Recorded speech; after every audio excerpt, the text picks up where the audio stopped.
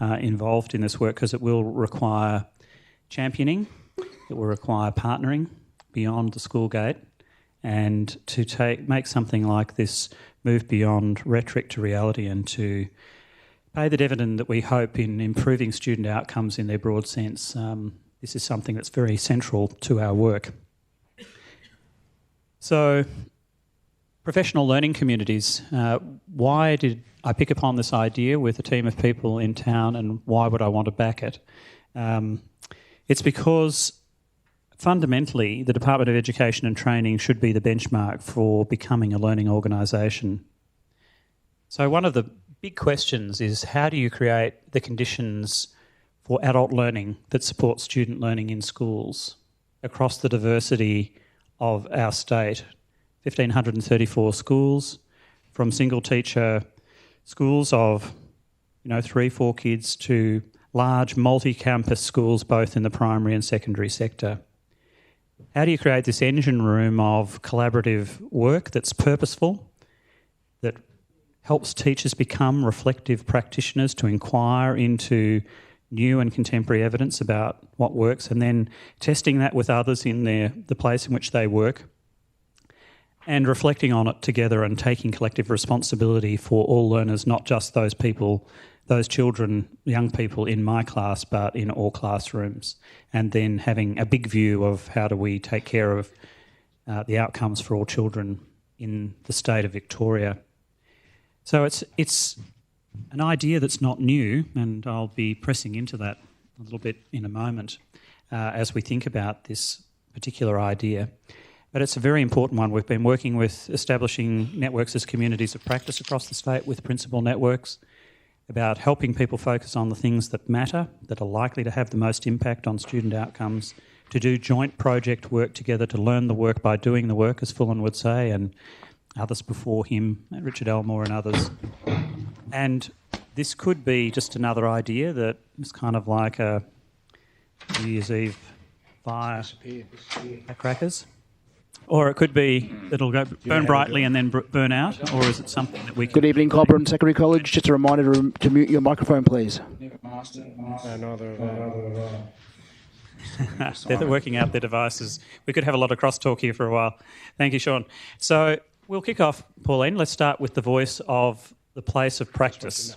So I think you're trying to set some of the vision for what a healthy, vibrant professional learning community might look like. How does it work?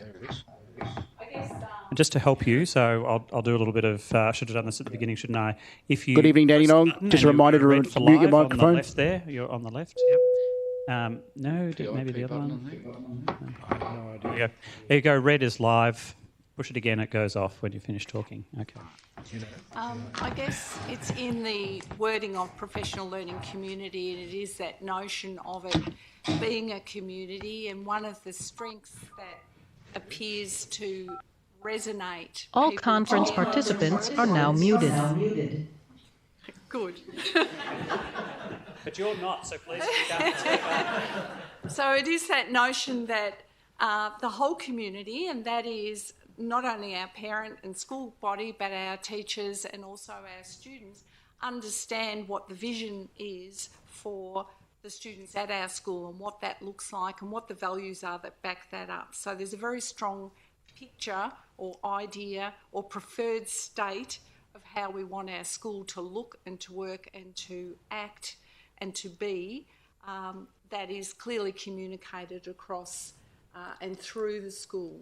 And that comes out in that next layer of work too, where teachers work within teams to support each other. And it moves from being independent, even if I'm in a team with other Year 3 teachers, to being interdependent, where we actually own all the students in that year level and across that team. So when we talk about owning them, we understand their learning needs, we understand their point at which we need to address their learning and take them forward. We share that expertise with each other. We learn from each other. It's a process and a way of working together. It's not a program. I think one of the actual strengths of the whole idea of a professional learning community is that you don't shut down individual teacher creativity and innovation, because that's what brings about change and that's what helps them learn from each other. So there are some rules around how we collect data, how we share data, what our conversations are going to be, but it allows people to be learners, not only students within that team but also teachers. And I guess at a student level, it's about students understanding their learning, knowing where they're at, knowing what the expectations are for that next target, that next goal, what they need to do in order to get there, and who's going to help them do that work, whether that be other students, the teacher themselves, or their own team of people. So it is a way that people come together and decide that they're going to learn together, whether they be students, whether they be teachers, whether they be leaders within the school with this work. In terms of our parent body, it's communicating that to the school parent body so that they understand about learning. And a lot of that comes through student-led conferences where the students are actually talking about their learning with their parents and their teachers. So it is that feeling that it's a whole encompassing way in which the people at our school have decided to come together and do their learning. So before I move on to other panel members, I'm just going to ask a few questions because that sounded really simple. Yeah. And we should be able to get that done by the end of the month across the state.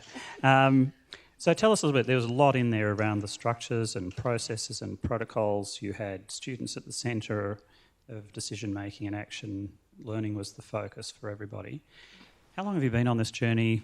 What have been some of the things that have kind of been barriers to that collaborative effort? Yeah. What have been the things that have kind of pushed it along a bit further in that journey? Yeah. I think part of it was working out, it's like Cotter's change model. There had to be a need to change. And for us, I had an excellent staff. We're in our 4th year of working like this. Had an excellent staff who couldn't work any harder. They were committed, they spent hours at school, all the rest of it, but we weren't making any difference. So it's like that adage of if you keep doing the same thing, you'll keep getting the same result. So we had to think about it differently and we had to structure up a need to do that. And so the leadership team structured up that idea or that notion, that vision of how we could work differently and thought through the barriers. What is it that teachers would say why they couldn't? What are, Hattie's distractors? Oh, we can't do it with kids from low socioeconomic because they're never here. So we had to think through those barriers and we had to provide them with time to meet together within, and we organised that within the school day, so it wasn't an extra meeting, it wasn't extra work for them to do. It was just going to become a way of working. So had to think through clearly the tools and resources that they would need to do this work and be free with those, allow those to happen and not shut that down, because if I'm asking you to change, then I need to provide you with the tools and the resources in order to do that. So get that. Thank you, that's helpful. So we might move on, Peter, if I can, and build on some of what Elaine's talked to us about. I mean, professional development and education is not a new idea, and there's been a lot written recently around the impact of professional learning on student outcomes and educational outcomes more broadly, and I know that you have been writing about this as well. I mean, how do we know what's effective? What makes PLCs work? We could call them something else. What's under the hood?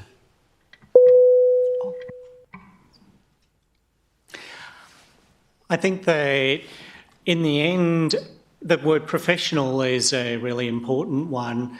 The nature of teaching is not something that if you do steps A, B, C, D, then you'll get answer E. That's not how it works, and therefore there must be judgment in there. And then there's the tension between how do you have consistent judgment that can also be tailored locally.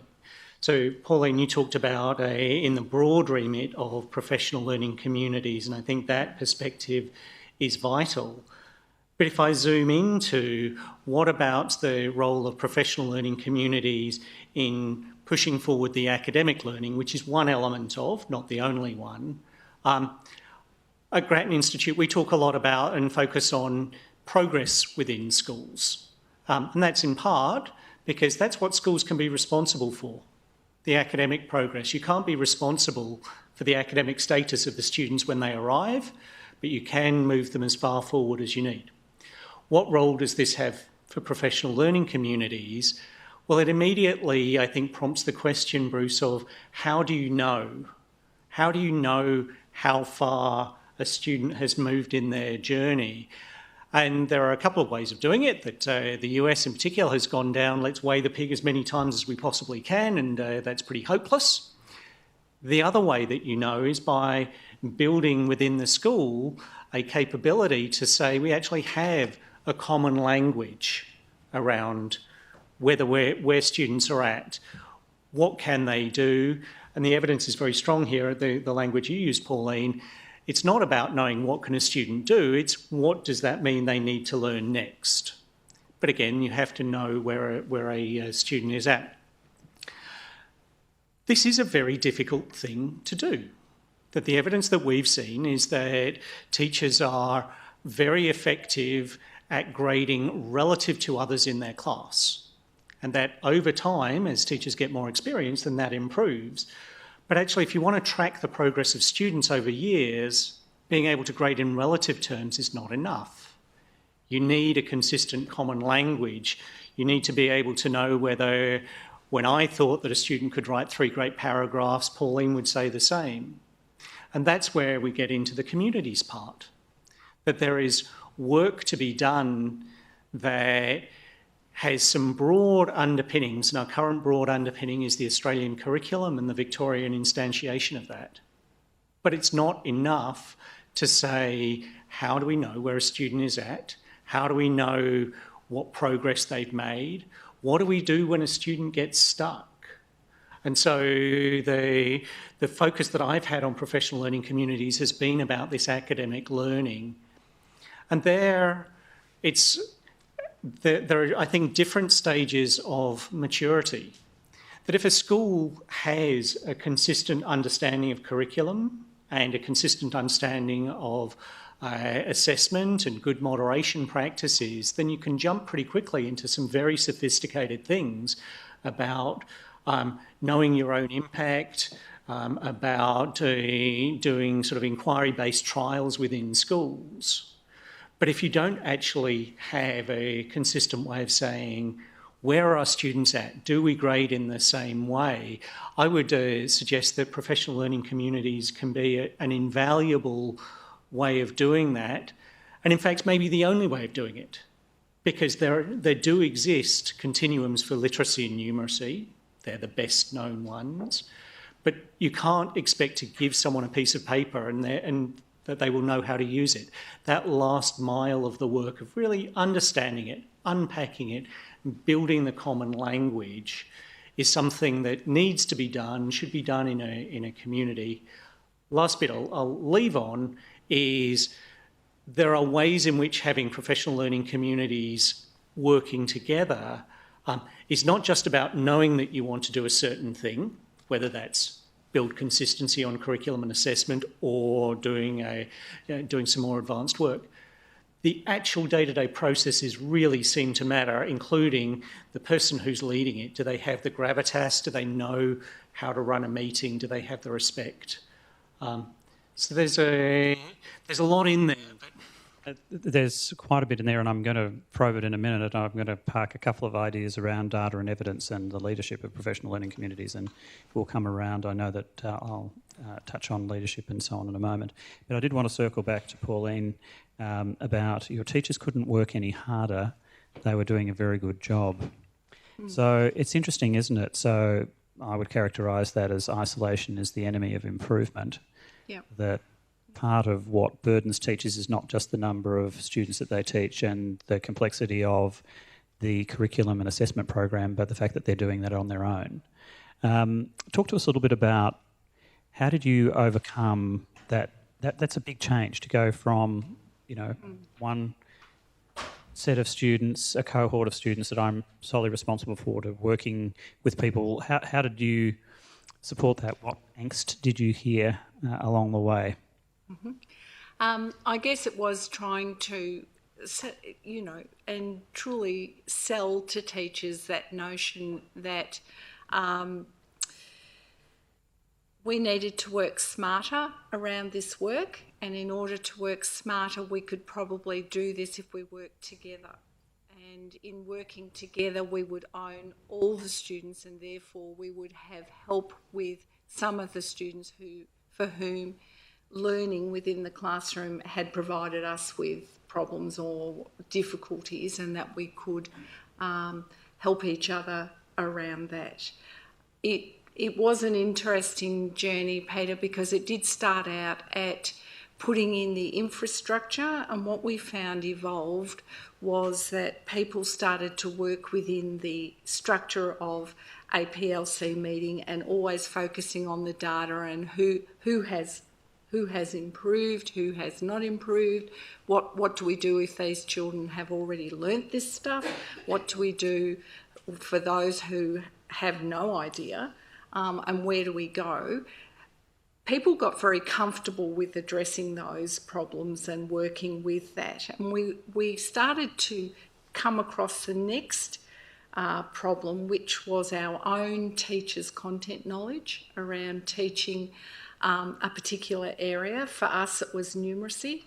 So they started to realise when they really delved into the student learning that they actually may not or did not have the skills to address some of these problems. So we set about providing and looking at how we could improve content knowledge of teachers around this from each other, but also from outside sources to improve upon that. So, thank you. That's very helpful. So there's that kind of bridge into how you use data, starting with student learning needs. What does that mean for the learning needs of the adults? Yeah. A process of inquiry. What do we know? What don't we know? How do we sharpen our expertise? Yep. And not being atrophied as a closed-off system, but inquiring beyond to find out how you strengthen that expertise. And then that affects size. It started to turn internally. The focus started to become on the teacher. Okay, so what effect am I having in working with these students? What's the effect size of my teaching on this group of students? What's the effect size of us as a team? Sure, Peter. And we hear, and I hear in my type of policy work, the words of accountability gets thrown around an awful lot. The first best form of accountability is professional responsibility when the teachers are starting to say, I can see that progress, the data is more rigorous, and now I can see it, I'm going to do something about it. And I reckon you couldn't hold those teachers back once they start getting into that. Thank you, Peter. And we might segue across to Stephen. There's a little bit of leadership that Pauline and David have been providing. I know that this is very close to your heart, instructional leadership. Can you talk to us a little bit about what you see as being the kind of critical leadership that's required to lead a professional learning community, and how, what's the implications for distributing that leadership within a school from your perspective? Give a lecture on that, Bruce. You could. I think you might have written a book or two. Yeah, that's right. I think what we know from international research is that the effect size, if you like, for instructional leadership is 3 to 4 times that for run-of-the-mill, if you like. So the big challenge for all leaders is to balance the managerial demands of the role with being an instructional leader. And really it's being a leader of learning and teaching. And I think our earlier models of professional development, professional learning didn't work very well. They were obviously very frequently individualised, off the shelf, generalised across the state or whatever it happened to be. The model that works really effectively, in my experience, is, as you say, it's based upon student needs, teachers' needs, local context. But it's got an element of action learning in there, because you're not just learning in isolation, in theory or whatever, you're actually doing things in your school. And that requires evidence, and there are two forms of evidence. One is the evidence you've already got. So all the data that we've collected and has been collected for us. What's it telling us? How do we use that? And then the second aspect of data or evidence is what do we need? What do we need to know to move forward, and also to know that we have moved forward? And my experience is that once people get involved in those sorts of discussions, you are in an upward cycle. And it is very much internal accountability, which is the most powerful form. The other thing it comes back to is breaking down that isolation of the classroom. And you will get people who'll say to you, I've got good results for the last 15 years, why should I change? But it's about a holistic approach, and the fact that people can learn from each other. It's organic. You can tailor it to meet the needs of your students, the teachers you're working with, your context, and all of those sorts of things. So really, what do you need? Well, you need credibility in terms of being someone who knows about learning and teaching. And it's interesting that our knowledge was compartmentalised. In earlier times, there was leadership literature and research, there was teaching literature and research, and there was learning, and they didn't speak to each other. And it's only in recent times that we've really started to say, well, what's it mean to be a leader of teachers? But more importantly, what's it mean to be a leader of learners, and the teachers being learners, but the students being learners as well. Hence this book, which is about leading, learning and teaching, which is an attempt to bring the whole three things together. Because I think, as I said, a lot of our earlier approaches, not just to professional development, but also to leadership too, were a bit sterile. And it's a big challenge for a leader. And what you've got to do is be prepared to say, let's say you're a high school principal. I am not an expert on all areas of the curriculum. I can't be. I've got people here who are experts, but I know about learning. I know about teaching. I know about getting teams together. I know about cross-school priorities and programs and all those sorts of things. One of the key things that we've found from a lot of research going back a long way is that the modelling of learning is really important for leaders.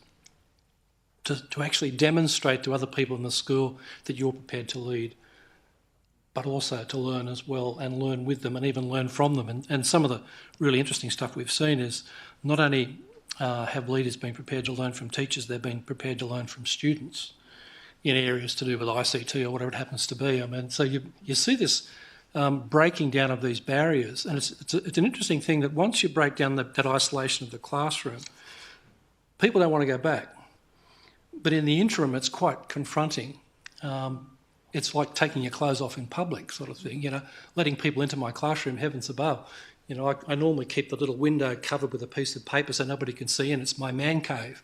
No one's coming in there. Once you start those collegial discussions and you start this informal sharing of professional practice, which is very common in other professions, then people don't want to go back. And it actually gets an energy of itself. It's an upward cycle. Yeah, so there's a lot in there about the type of knowledge and skill set that principals need, and the research of Viviane Robinson and others about the effect size being 3 times as great for learning with your teachers is really quite profound. But evidence doesn't always push practice, as we know. So this initiative is designed to try and provide some system support, some, imperative to really take on what I think is probably one of the biggest cultural artefacts in schooling around the way in which teachers' identity is formed and the way in which their work is organised. Because organisational design is a really big part of this. People are assigned a class on a timetable that basically says this age cohort of kids that happen by chance of birth to start in foundation together make their way through schooling together in the main. So, David, we've invested a lot in leadership development across Victoria over the last few years. Now, what sort of leadership skills and knowledge do you think are necessary at the school level, and perhaps what do you think the system should be doing to support this important work? Well, I think to build and develop a highly effective professional learning community that's using a sustainable approach, a lot of time and energy must be invested into building leadership capacity. And what Stephen was saying about the model for learning and us being learners, being able to transform our learning and teaching practice to improve student learning outcomes is pivotal to all of the work. A key component of all of that is providing the necessary skills to our instructional leaders so that they're developing and working with our staff for the benefit of our students, and being able to use an inquiry process which is central to their work. I think using a sustained and not accountable, but a structured and ongoing professional development cycle that moves with the school. And what Pauline was saying about having that flexibility within the class, so you're not taking that away from your staff, but also what Pete was saying, and having that level of consistency so that you're developing those continuities within your school, which will only work as a system-wide approach to develop our students, to give them every potential of going forward. So this is a question to the panel, really, and reflection you may want to go deeper to, David, is that a lot of this just seems like common sense, you know, to people outside, maybe some people at different levels of the system outside of schools. Why is it so hard? Having worked in a range of settings, I think I can, through my experience, I think there are certain challenges that we're faced with, whether it's cultural or organisational or operational, those sorts of things. And the challenge is having that shared vision and that understanding that we're working together for the benefit of our students. I know at my school there's a very strong expectation that all staff are responsible for all students. And I just think there's opportunity for us to align that as principals, as school leads, to be able to share that beyond our classrooms, beyond our schools, so that I'd like to think that when my students go through primary school and enter secondary, they mix with peers who have shared a very similar learning experience, and then the Year 7 teachers and the secondaries can pick up the pace at a much quicker rate, working together, and they're not plugging the gaps that it might have been missed in from classroom to classroom, that variance, but that variance between school to school. So yeah, it seems like common sense, but every school, and when we look at the challenge of Victoria, the context is very different. Other thoughts? Yeah, I think we do need to step back every now and then and question what we do, because you can get comfortable or you can adopt a way of doing things, and if you haven't really questioned it or looked for evidence of whether it's effective or not, your intention is sort of to roll things on. And if you don't have a meaningful amount of professional learning, it's just so easy to be swamped by the day-to-day stuff that nothing actually changes. There's a fair bit of inertia, and we're dealing with different sorts of people, and some people are enthusiastic about trying new things, and some people can be convinced, and other people will block you. And they'll do it passively or they'll do it actively. And they'll shut their door and nothing much will change. I think when we use the word evidence, and evidence has become a bit of a pejorative lately, but almost everything we do works. And we do things in great combinations. So we don't just conduct an experiment, if you like, where we change one variable. We change 17 things at once. And we don't really measure at the start and measure at the end, but there's a feel-good factor associated with that. So I mean, one of the things I try and do in the work that I do, Basto and the courses at Melbourne and so forth, and some of the other consultancy stuff and everything else, is say to people, look, this is what we know. It's pretty rigorous. It's got got something going for it. What's affirming? In other words, yeah, I thought that was right, but it's nice to know. What's maybe new? Haven't really thought about that before, but it could have something going for it. And what's challenging? In other words, maybe the research is not supporting the way you do something, and maybe the way you've done it for quite a long time. And then you've also got to become what I call a critical consumer of research. You can't do all the research yourself, but you need to be able to be sensitised so you can read what someone's trying to sell you sometimes, a glossy product, a shiny thing that's going to lift your results overnight, or it could be a research report. It could have a great deal of validity and reliability and credibility, but on the other hand, it may not. So part of this professional learning is really to be that critical consumer of research and to question on a fairly regular basis, is this the best way to do it? Are there alternatives? But before you spend the money and before you jump in and take up those alternatives, you've got to do your checking, like you're buying a car or whatever it happens to be. Yes, I know that we haven't had any shortage of innovation in Victoria. Maybe we just haven't backed the right things. Here we have somebody who's helping us. Terrific. I was going to do that, but we have somebody more able. Thank you. There's a couple of things that... Peter. I think in terms of the question, why is it so hard, we have to think at different levels because we have sort of systems within systems. So I'm going to start at the individual, the teacher, not the student. But these are different ways of working, as we've heard, including opening the door in the classroom and then taking the stuff that is learnt in some of the professional learning communities and changing what is done. And unlearning is incredibly hard for humans. Changing habits is incredibly hard for humans, even if we know all of the evidence and even if it makes complete sense. If you spoke to my wife, she would say, I'm not very good at time management. This has been known for some years in our marriage. I'm working on it. It's hard. So just that raw process for an individual. Let's then zoom out to working together as a community in a small community group. The way in which that process works really matters. So 2 examples from outside education, one in airline cockpits and the other in surgeries. We'll start with the airline cockpits. What is the single thing that has made planes safer over the last 20 years? It ain't the training of the pilots. It ain't all the technology. It's the fact that people have trained airline cockpits to work in a certain way. The co-pilot can challenge the pilot. The pilot checks all of the instruments in a certain order.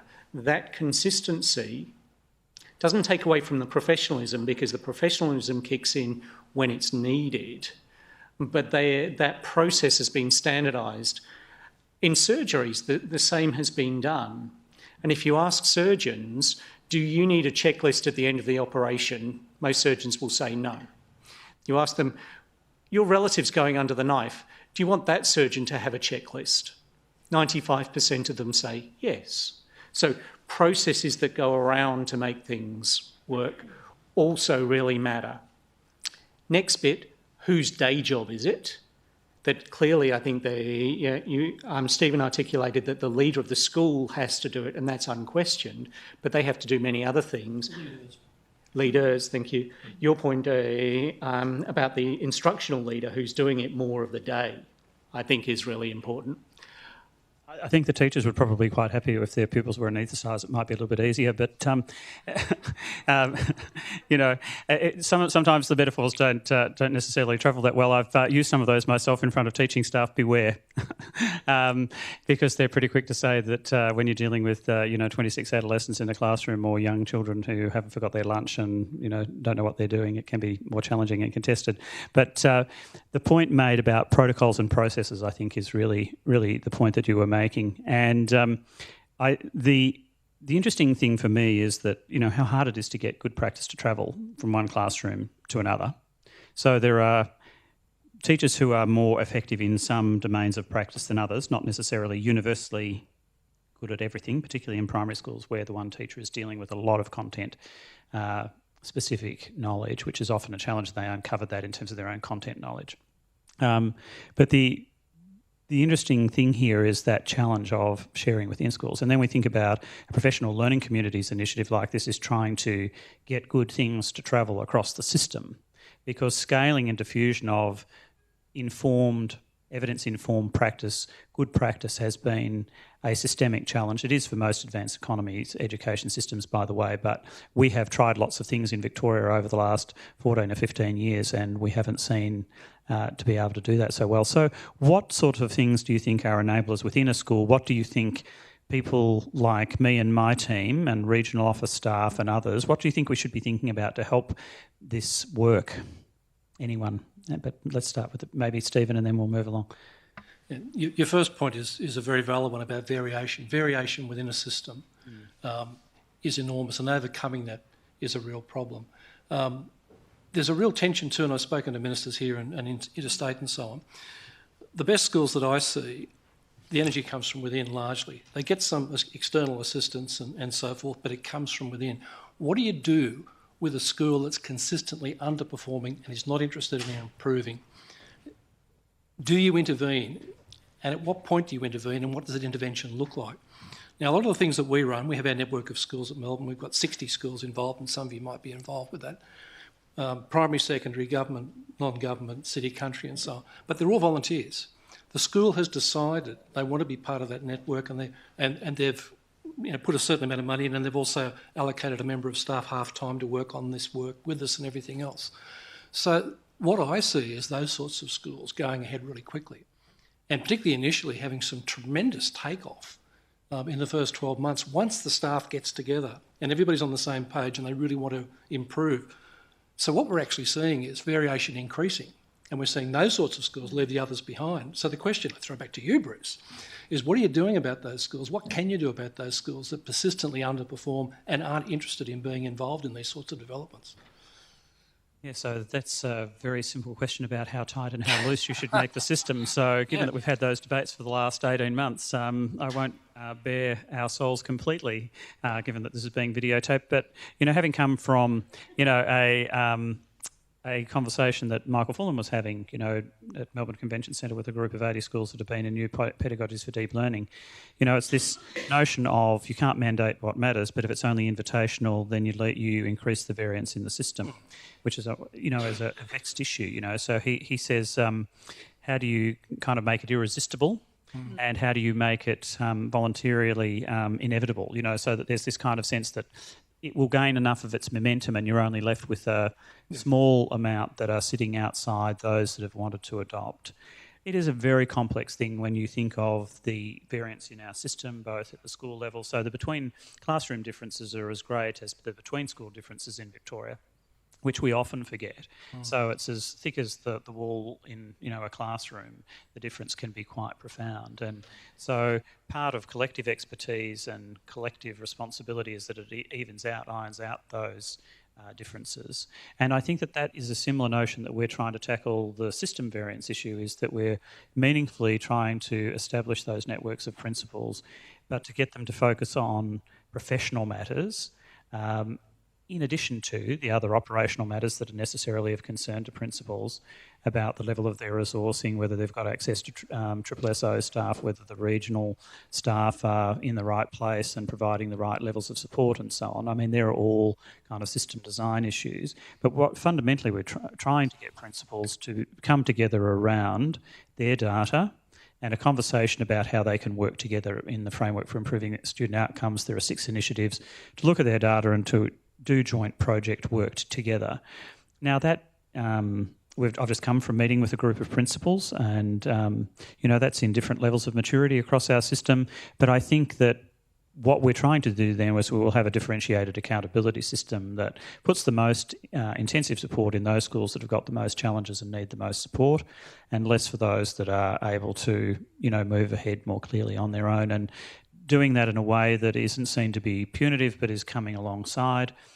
There are plenty of school communities that deal with diverse populations of students who are in quite challenging circumstances that has necessarily, for whatever reason, over a period of time, overwhelmed that community. And so I think we have an obligation to provide more support where it's needed most. So those type of key, if you like, system issues are on our mind very much, but it is very difficult because if you, some people's gentle coaxing feels like somebody's significant challenge, and that's true at a classroom level with different personalities and teachers, and it's true of networks and principles in our system as well. So it's really trying to put the moral purpose of our work at the centre of our work and encourage as many people into it, but also being I'm trying to find the right word, but not leaving students and teachers languishing in conditions where there isn't improvement because it's not appropriate for children to be left in that situation. It ruins their life chances, and we should have a certain level of intolerance of persistent underperformance. Yeah. Sure, please. Just picking up on what Stephen said, sometimes the barriers around doing this work is that whole notion of trust and vulnerability between schools. You're asking people to share data, which for principals is often a great reflection of their time commitment and leadership. You're asking them to bear it all. So it is like beginning the journey in a school to do this work actually scaled up. Because you want to reduce that variability around that. It does become a balance of, when you're introducing this work, of to get intrinsic motivation happening, you sometimes have to have extrinsic motivation. So I'm asking you to work differently in this different way, but I will provide you with this, or as principals in my network said, please take away some of the compliance stuff that we have to do around technical leadership that stops us from being able to buy in and really do this work. So that you've heard that before 1,000 times, no doubt, but it is that level of support, not only in the actual teaching and learning work, but in areas where we can feel better supported around some of the stuff that is technical to our work and our role. You answered my question quite well, Bruce. I think one of the things that really does work is where schools do come together, and often when we do it, you've got to go through a process of trust building. You know, what's discussed in the room stays in the room, and we've developed our own protocols to do this. One of the things that actually seems to be important is people don't like to share with their nearest neighbour, but they're happy to do it with a school that's 50 kilometres away because they're less of a threat and so on. But there's a lot to be gained through those sorts of partnerships, and what we try and do too is, you'd mentioned different stages, and there are stages within stages. For example, with people just starting out on this journey, some people are at schools which are already doing very, very well, and you can look at the NAPLAN results and say, that's terrific, yeah? But actually when you look, they're below the line and they could do better. Others are in the middle, others are at the beginning. So there are stages within stages, but that collaboration, sharing, discussion, the sort of networking that develops can be really powerful. So, I mean, what we've got, for example, there might be a group of 5 or 6 schools all working on literacy together and discussing and working together and visiting and sharing and all those sorts of things. I much prefer that model to the US or the UK model, which is basically about punishing failing schools. We don't want to go down that track, but as you say, we have got an obligation in some cases to lift schools up, and sometimes it gets to the crunch. And I mean, I can use an example from outside Victoria, but there's a high school in New South Wales I'm familiar with, and the department tried. And at the end of the day, over Christmas, they moved out about 16 senior staff because it was plain that there was an absolute blockage there, and whatever was done from outside was not going to work. So we don't want to see things get to that point. And we don't want to get to the point of naming and shaming like Ofsted, because that becomes a self-perpetuating cycle. The school is seen as failing, and surprise, surprise, it continues to fail. Yes, and they move up and down in the bottom quartile, which is just terrific, isn't it? So, you know, in percentile rating, somebody's going to be in the bottom quartile. So, you know, we've very much got to focus on improvement, a strengths-based approach, you know, sufficient challenge. I'd like to come back to David, if I may, just because you haven't had much of a chance to speak, but you also said a couple of things that I want to probe a little bit, if I may, David. So you talked about the culture and the vision, which was very much what Pauline was talking about, this common responsibility for all children in my school, not just the children that are in my class. But then you said something about, that sounds really easy, about providing the operational support and the scheduling for routine professional learning. Could you help describe what that looks like and sounds like and feels like within your school, and how you've structured that into your year? Sure. Well, I think traditionally schools and classrooms in the past have been very isolated, and you know, people go into their own classrooms and it's their practice, it's their private world, which is what Stephen was talking about, closing up the windows and opening that up and having that shared vision with your staff for the benefit of the kids on what we're really trying to achieve, and having that shared responsibility for all of our students is something that, having that expectation, that non-negotiable, but getting that buy-in from staff as well, and then aligning school goals and priorities and the vision with individual performances, because we're all on a different pathway. So it's not reasonable to expect that we're all going to learn this professional development because that's what we're ready for. You wouldn't do that with your students in your class because they're all at different rates. So it's important to structure a professional learning agenda that's going to is tailored to meet the needs of the staff and their continual journey. And then not just to go through the cycle of meeting people at the start of the year, the middle of the year and the end of the year and how did you go, but getting that instant feedback so that there's instant rewards, and even staff setting goals along the way and getting, you know, part of a feedback and observation model that's inclusive and not judgmental, but it's about development, and building that into work plans so that there's a specific focus that's very achievable, matching that against standards such as the 8SIL standards so that staff can see what they're working towards, why they're working towards, and know how they're successful and where they can improve. And then importantly attached to that is how to get access to the right level of support to continually get better. And I've found that that really drives staff to improve their own teaching practice, which has a really positive effect on the impact that they have and knowing the impact that they have on their students. So how did you overcome some of the issues of fear which erodes trust around feedback and routine, kind of collaborative work where people are in more of an inquiry, continuous improvement mode rather than a kind of a 2-point and finish, your PDP at the end of the year. I imagine that some people would have been quite concerned about what that was going to mean for them. How did you work with your staff and with your team? Part of that's sharing everyone's goals and what they're working towards, so it's very visible, and breaking down the barriers so that it's not a judgment on performance.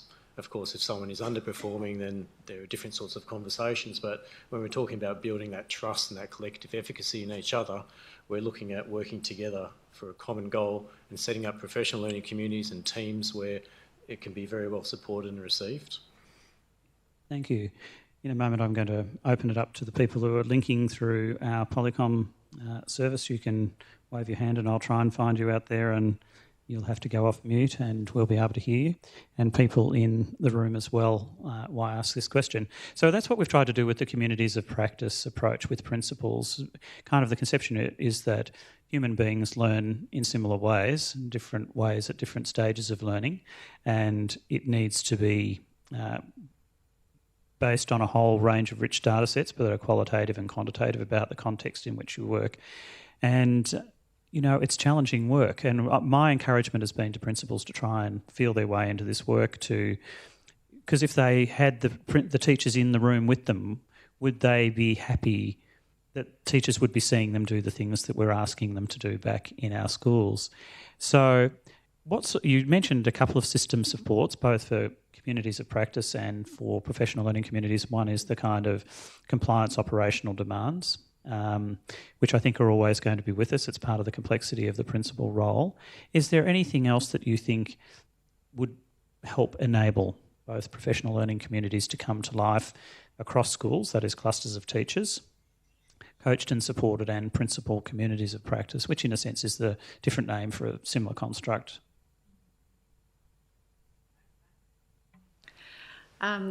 Just thinking about that model and communities of practice model and the support that we would need. Just building the capability, and David talked about it, of that middle leader and leaders and instructional leaders within your school, having opportunities for those people to meet and work across schools together would be a very powerful way of helping spread the leadership within the school so that it flows on. That. I see that as a really important part of the design, is getting that mobility of people from out of your school, working with others. And Stephen talked about it, is that people taking charge of their own learning. So seeing themselves as leaders, not only leaders within their classrooms, within those students, but leaders within the team, leaders within the school, and then leaders across the system. So allowing and providing opportunities for those people to do some wonderful leadership courses and learning together across schools, and working and understanding a greater picture, the complex picture that we have. I just underline that one because one of the projects we were involved with was an ARC project in New South Wales government schools that were found to be getting exceptional results. And we took teams of people into the schools to study them, and there was 50 of these. We took in people from universities and we took in people from the department, but we took in a head teacher because it was a secondary study, a head teacher from the same department. So if we were looking at a maths department, we took in a maths head teacher and science and so forth. They all said, without exception, the best PD they've ever had in their life. They got to go out of their school, they got to sit back and look at how another school operated, the resources and the organisation, and just watching the teaching and talking and being part of that process. They all raced back to their school to change things. So I think when we've got a situation where people have been in their same school for a long time, I think often there's much to be gained by widening that experience. And it might be a different sort of school, or it might be the same sort of school in a different location or whatever. But just getting back from the trees far enough to actually reflect and ask some questions about what they've done for the last 5 years, 10 years is quite important. Thanks, Stephen.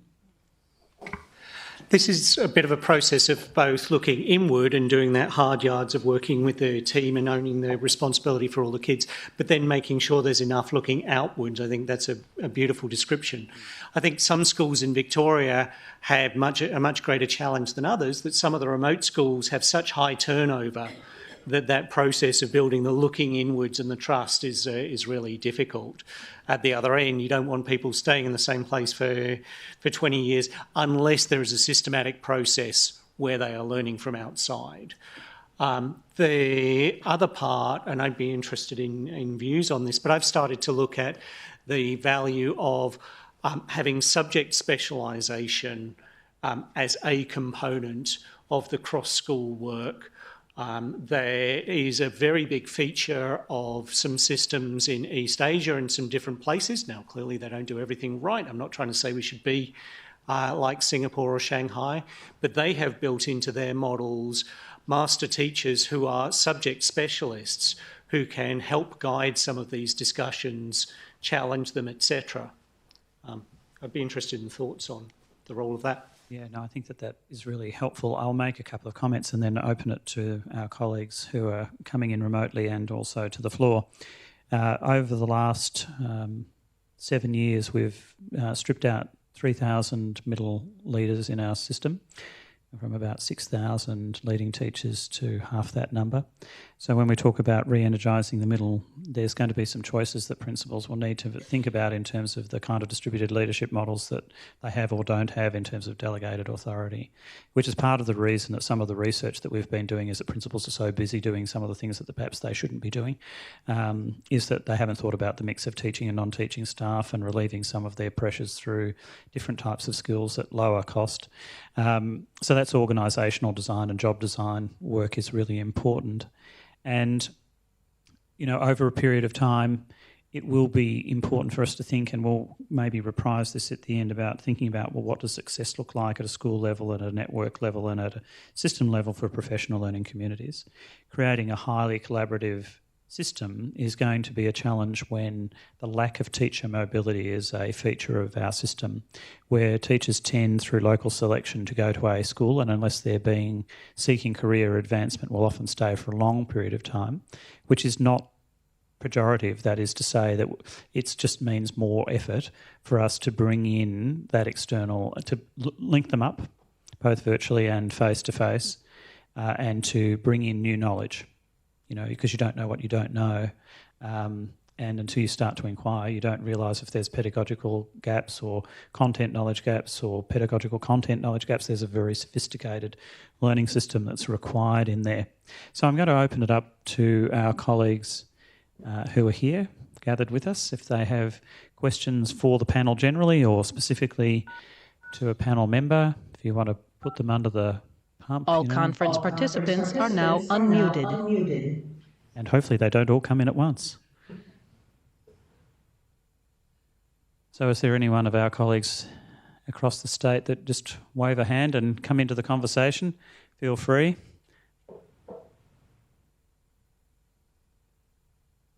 They're all learning, but they're being quiet. So we'll go to the floor. Is there anyone here who wants to say something or a question that they have for any of the members of the panel?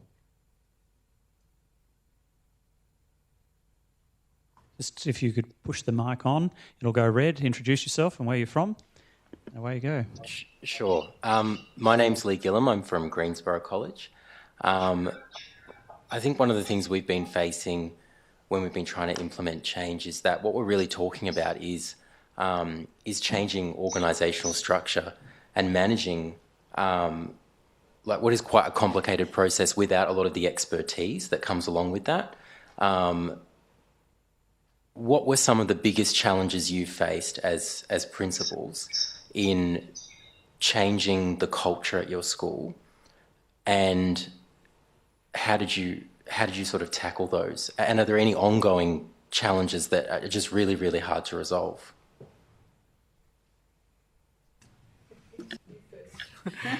Oh, thanks, Lee. There's Smiling because everything's perfect in his school. He doesn't know what you're talking about. I have no idea. Look, there's always going to be ongoing cultural concerns within a school, and using respect and building trust and relationships is a key component to that, which we all know, but you don't always get that with all of your staff and working in that shared vision and direction. So I think to get around some of those things, you're always going to get people who block or stand in your way, and it's onboarding those staff that are willing and able and developing those skills and then being able to share and celebrate those successes to build those a team around those people. And eventually the people that are standing and blocking will be either left in the way or they'll be faced with a decision of what are they going to do to have an impact on the journey of the school. It's not always as easy as that because it can take a really long time. And changing a culture of things that have happened for a very long time can be quite challenging. And it's having a clear vision but then bringing people on board to make that a reality and always bring it back to the students and what's best for them and how we're going to make a difference, and staff knowing the impact that they're having on the teaching and learning practices within the school and the culture and the context of the school, bringing as many people on board as possible to do that. I don't have a golden goose for it though. We don't either. And I guess starting off with a model was that notion of a need to change, and then building a small coalition, your leadership team, to help lead that work and convince others and talk it up, and then developing non-negotiables within the team. What's non-negotiable is that you will meet each week around an agreed meeting time. Always people who will, push the boundaries around some of that work, but continuing to, just like David said, celebrate those successes that you will start to see, helps convince and allow people buy-in. And at the end of the day, I guess if they're not convinced and they don't like the notion, then there's some hard discussions to have around that work, because you're always basing it on the moral purpose, the research, and your students at the centre of the work. So it can't be wrong. Stephen, I think you, and then Peter. Yeah, I support both of those responses from the work that I've been involved with. The other thing too is to have some discussions with people about what are we here for, what are we attempting to achieve, what are our standards, and getting buy-in there and basically agreeing, look, we're going to have this discussion, and once we work out what these things are, we're going to agree we're going to go with it. And you'll still find some people who don't want to do that, and some people will actually make the decision to go somewhere else if the heat gets enough. You know, there's an expression I use a bit, which is if you, as a leader, if you wait until everybody gets on the bus never leaves. But what you want's enough people on that bus with you. And some people will come around. Some of the watchers will come around. The blockers may not. But I think those discussions, which we don't often have time to do, why are we here? What are our values? What are we trying to do in this school with these kids? What are the non-negotiables, basically, for us? And then getting people to sort of reflect a little bit, depersonalising the discussion, but saying things like, what you're prepared to walk past in the playground is the standard you've set. And if you're prepared to just let something go, then that's the standard that we've set. And this notion of having uniform approaches and getting people on the same platform, and often the one they all jump on at the start is student discipline, because that's the one that appeals the most. But, okay, you can use that as a starting point, but you can also talk about student responsibilities, and you can then talk about how do we relate to students in this school? How do we relate to parents? What are we trying to achieve there? So those sort of cross-school discussions can get you some of the way. From the broad change literature, yes, all of those things and described beautifully, but the most powerful thing to make people change is a compelling vision of what different looks like. And if you haven't been doing it, then that's very hard to understand. So finding those examples and those champions, it's not just celebrating their success, although that's deeply important.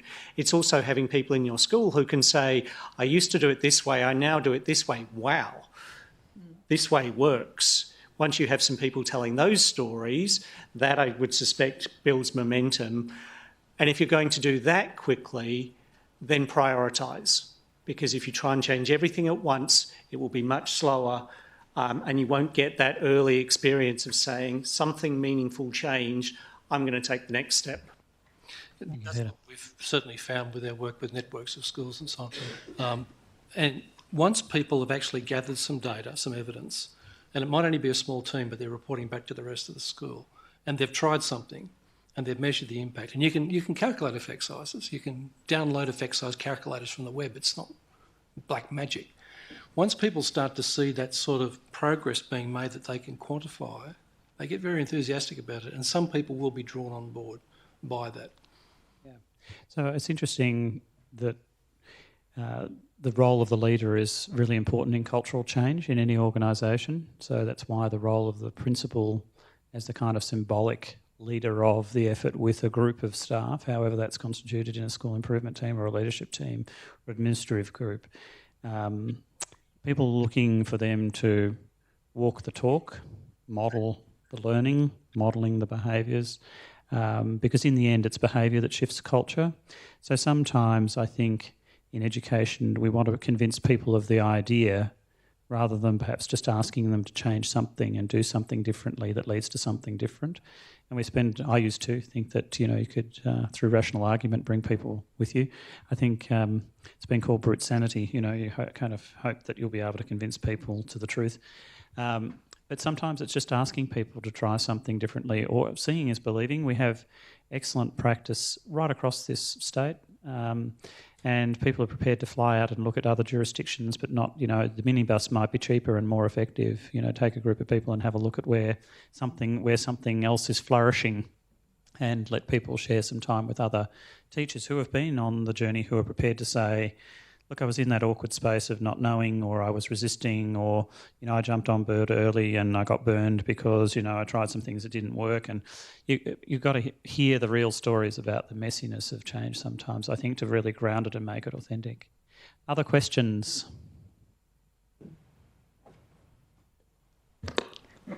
Please just introduce yourself. Oh, we have somebody else who's ducked in, so over here first, and then we'll come back there. Yep. Hi, Nicole Edwards from Sunshine Special Developmental School. Just a question about sustainability. So recruiting to culture obviously is important when you're a professional learning community. Turnover of staff or people leaving that have been part of the journey over a number of years. What do you think is important in terms of ensuring that that culture is renewed and that new people coming on board are, quickly inducted into the culture and the importance of professional learning communities to make that smooth transition? Yeah, that's a really key point to that sustainability. Otherwise, if you get a turnover of staff or even someone new, anytime someone new comes into your team, it's a brand new team. So having a really strong induction program and that collective understanding of what happens within the context of your own school, so that it's just becomes what happens. But there's that level of support so people know where to access all the right points of need, and that way it continues within a sustainable Conference approach. recording has started. Oh, good, we're on now. Do we need to start? That was a good rehearsal. Thank you, everyone. If you could just stay for a while, and we'll do it again. Take two. But having that really strong induction program, and I guess you're teaching and learning protocols that are your non-negotiables within your class, but then that's not just handed down to someone and says, good luck, enjoy that there's check-ins, there's mentors, there's structures in place to make a person or a new group of people really part of the culture, and also embracing new ideas as well, because you want to encourage, challenge and support to grow your school rather than this is just how we do it, and if you don't like it, bad luck. I think that's a really important part to consider. So we might go to the next question, and then Stephen's got a comment. So Patricia, do you want to come in and... Hi, so it's Patricia Kwan from Greensborough College again with Lee. Just further, we know that it's very difficult to find, we know that there's a lot of learning that teachers have to go through, and that principals have to go through a process where they have to put in place time for people to do that. How do you as a principal decide or deal with the issues about that sort of competing range of things that people need to do? I'll give you an example. We have our PLC meetings after school, which is the only real time we can organise it. Yet every year we have a large group of people who are involved in the school production who were never able to attend PLC meetings for months on end. So how do we make decisions about, what is the most important thing? And when you know the community really wants the school production to take place, but you're actually impacting on those people's learning and potentially on the students in their class. Okay. Look, I can only talk from the model that we developed, and that was an important thing for us to consider as well. We had our team level meetings after school on a Monday night, and one of the things as an instructional leader, I wanted to be part of this process. So I can't attend 7, we've got straight levels in primary area, I can't attend 7 on the one night. So we negotiated with staff, and when I say negotiated, we put forward a model that was a trade-off, and that basically said you do not have to meet Monday nights for team meetings. That is a free night to you, but we will schedule 1 hour during the school day each week that is mandatory meeting time, and it is set aside purely to talk about the data and the learning and plan that journey for those students. And that way I could attend each of those across the week and got a much broader understanding of my students and their learning and learning needs in order to help develop professional development, all sorts of reasons. But that was the trade-off. They saw it as a win because they could use that Monday night to meet if they wanted to, but they didn't have to. And it was a win for us because we then had everybody, there was no excuses. So I think schools have to work out, their own kind of model. If I can add to that, I've been in a situation where there's been competing agendas, and consulting with the school community, with staff, with students and the school council and parents on what's important, and aligning that with the school vision. And sometimes you have to say no. And if it might be a production, I don't know what your situation's like, but we've had to make some really tough calls, which haven't always been popular, but we've always brought it back to what's best for the students, but then finding a way to give value to those other additional co-curricular areas, if you like, so that they're not disrespected. But if we're coming back to what the school vision and goals are and trying to meet our targets, what's the best way of structuring the available resources to the best of our ability so our students aren't missing out on a single thing? Yeah, look, I think it's a very complex area. I know Stephen's got a couple of things he wants to say, and then we're going to go into a wind-up set of questions. I had this challenge in 2 and 3 secondary schools, and it really is about thinking about all of the resources that are available, reconceptualising the amount of off-site PD versus on-site PD.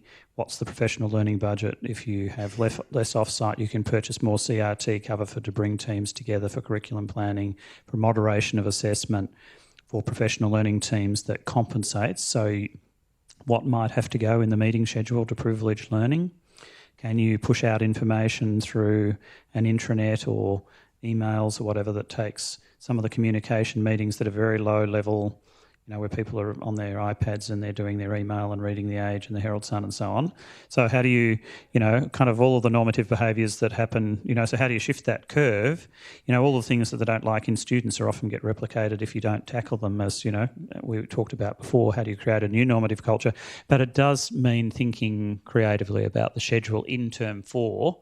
Right now is the opportunity to reset for the whole of next year in most schools, because it's very hard once those schedules have been discussed at administrative committees and kind of signed off. But if you don't privilege adult learning, you won't get the lift in outcomes. I mean, that's kind of the bit. And you don't want to throw out your school production. I don't think I could have done that at Baldwin.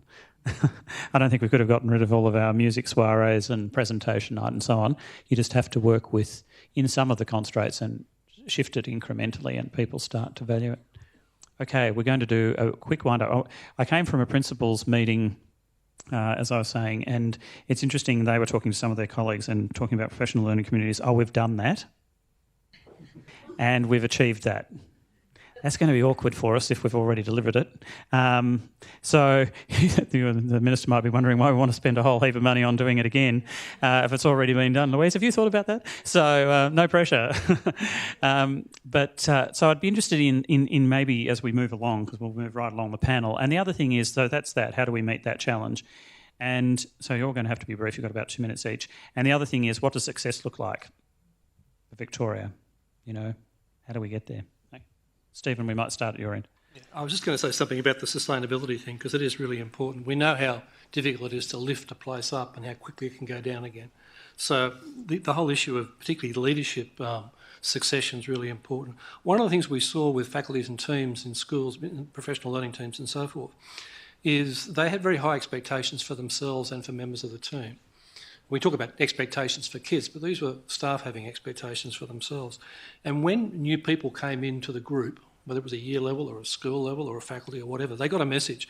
We're professional, we're hardworking, we're prepared to share with you, but you've got to actually meet our standard. Now, I didn't say it in so many words, but that's what the message people got. So people who moved into these situations automatically took a step up.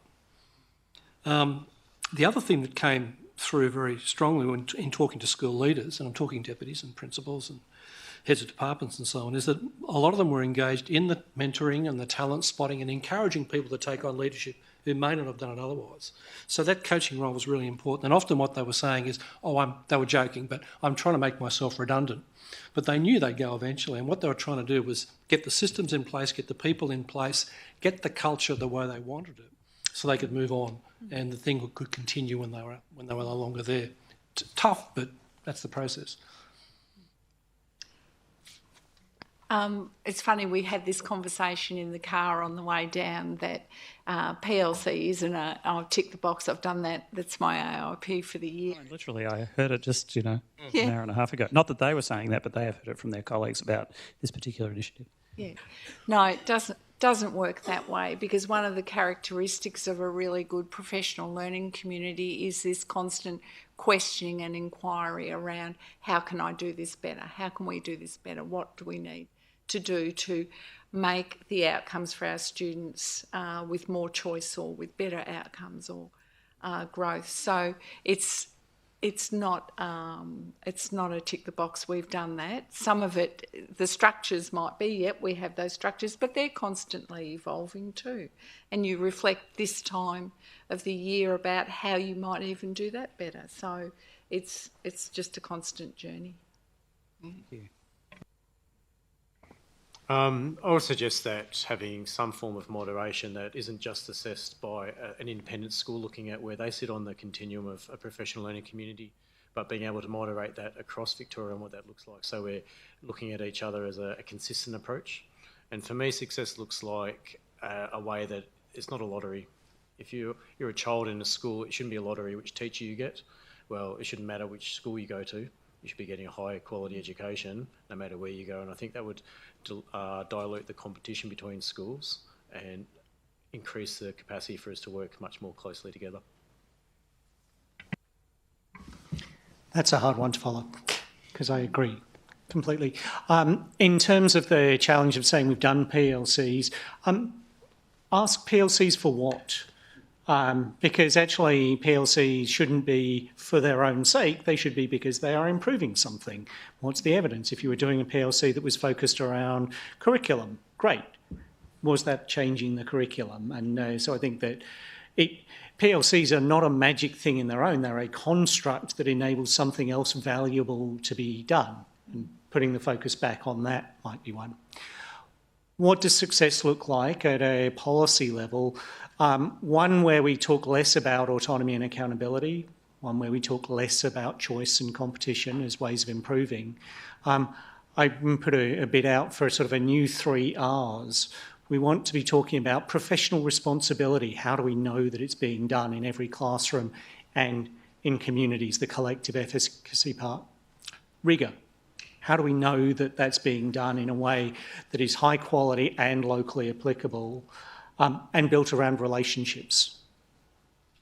Thank you. It's a nice way to wrap up. And the centre of this is community. It's all about human beings in community with each other. Relationships are really important, the values that we hold, the compacts that we share, the way in which we work with disagreement. All of that is the texture of children and young people and adults, parents, carers, joining together in the village that raises the child, learning at its heart, centre, its purpose of schooling and education, valued outcomes for our children who will become our future citizens, and professional in truly understanding our practice, drawing on evidence, building our knowledge and expertise to do the work better and better over time.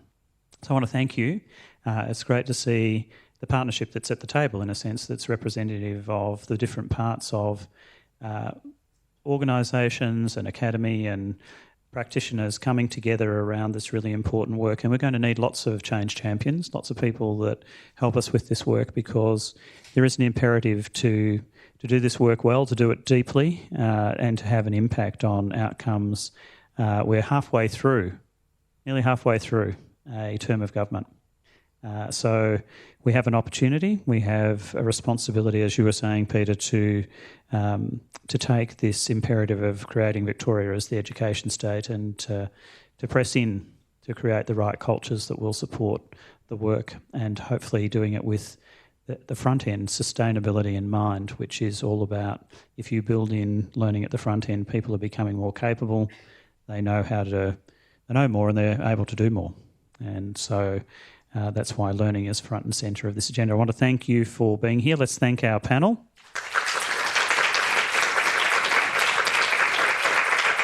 Thank you to our colleagues across the state who have come in by Polycom. Thank you for your time. Keep on championing these Twilight forums as access to a professional conversation that we want to continue across the state.